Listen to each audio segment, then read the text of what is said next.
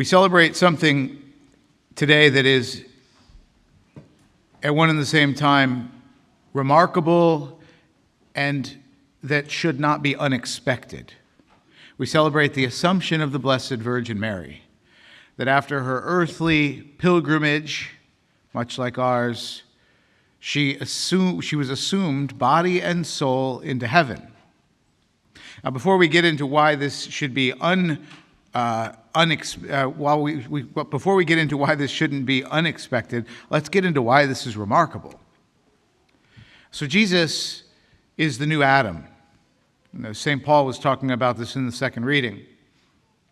That through the work of Jesus, what was undone in humanity by Adam is not only fixed and mended, but exalted in the working of Jesus. Through the disobedience of Adam, all humanity fell. Through the obedience of the one man, Jesus Christ, all are justified. All are made righteous before the Lord in him, those who are in him. But Jesus, just like Adam, and just like we are not meant to, don't do anything on our own. We have a helpmate. It is not good for Adam to be alone, God said. Similarly, as he contrived in his mind the way that he was going to save humanity and conceived of the incarnation of God, which is just unfathomable except for his mind, right? Realized that a helpmate was in order. It is not good, Adam, that you are alone. Similarly, it is not good, my son Jesus, that you are alone. I will make for you, Adam, a helpmate from your side, and you will call her woman. To Jesus, it is not good that you are alone. I will give you a helpmate. You will be conceived in her womb, and you will call her mother. Both of these movements of the great drama of human salvation are united man and woman. And so as Jesus goes through his ministry, Mary is with him the entire way. Just as Eve led Adam astray, so Mary keeps Jesus' eyes focused. Not that Jesus would not have succeeded without Mary, but that he saw how fitting it was, how much more noble, how much more robust, how much more perfect in the plan of his Father it would be that she would be there to do that for him, with him. At the wedding feast of Cana, woman, what is it to me that these folks ran out of wine? She just turns to them as she does to us always and says, do whatever he tells you. I have faith. I have faith in him. I know he's going to do the right thing because, he's God. So just do whatever he tells you, right? As Jesus is being scourged, Mary is there. As Jesus is carrying the cross, Mary is there. As Jesus is crucified, Mary is there. When Jesus is raised from the dead, Mary is there. When when Jesus ascends to heaven, Mary is there. And as the Holy Spirit descends on the apostles gathered in prayer, Mary is there. All the actions of Jesus were accompanied by Mary. How unfitting would it be that the one action, the money action, the reason for it all, would be unaccompanied by Mary? What we hope for as Christians, the reason Jesus came, was to assume humanity into the life of the divine Trinity. How silly would it be for Mary to have gone all that way in the companionship of Jesus as the new Adam and the new Eve, only to fall short of ascending with her son.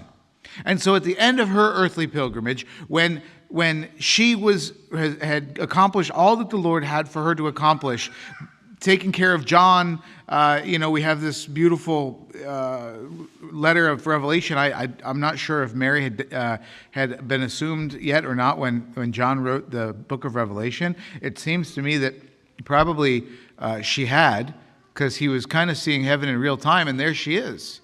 Imagine the delight that John might have had, having lived most of his life with Mary until she was assumed, only to then get that revelation from God and see her again there in heaven, the Ark of the Covenant, the woman clothed in the sun, the woman standing on the moon, the woman crowned with the stars.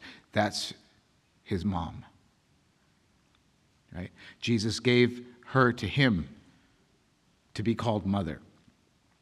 And there she is, arrayed in glory. It doesn't make any sense that Mary wouldn't have been assumed body and soul into heaven. And now the argument would be, well, nobody else is. Everybody else is going to be, but Mary goes with Jesus because her relationship with Jesus is unique. She is a model for us, and we'll speak of that in a moment. She is a model for us, but her relationship with him is unique. She is a co-redemptrix with Jesus, just as Eve has partial, though not full, responsibility of the fall of humanity shared with Adam, who has the full responsibility of the fall of humanity. So Jesus, who has the full glory of the victory of the redemption of humanity, he shares that with Mary, and that sharing with Mary would be incomplete without her tasting with him the fruit, not of the tree of the knowledge of good and evil, but the fruit of the life of God in heaven, as we all are meant to enjoy it, body and soul. And so we celebrate today something that is, in this reality that we call the world and the history of salvation, something truly remarkable. It is a far fuller completion of the work of God than those who only think of Jesus would allow for. Remember, we don't usurp Jesus in saying this. How delighted is God to have shared his work of redemption with one whom he sees as bone of my bone, flesh of my flesh. And indeed, so she was.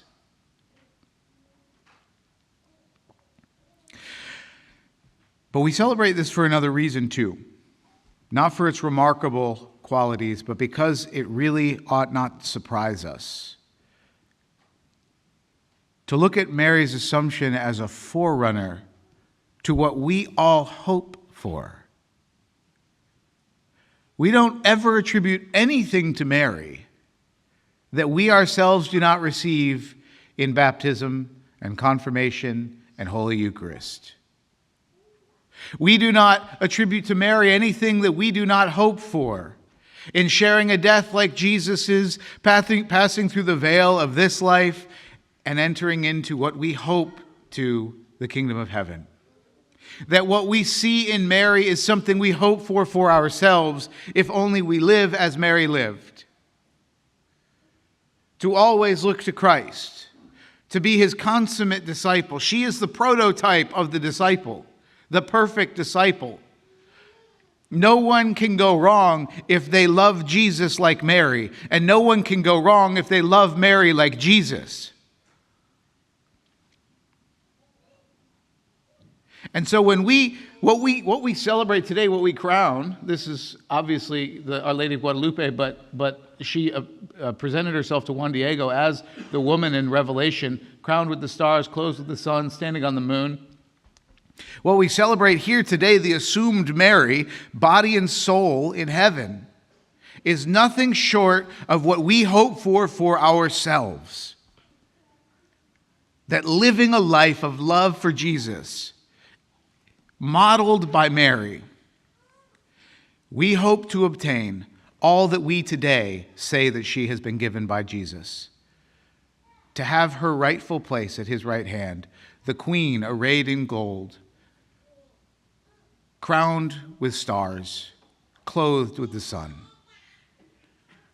She keeps a place for us who love her Son as she has loved him.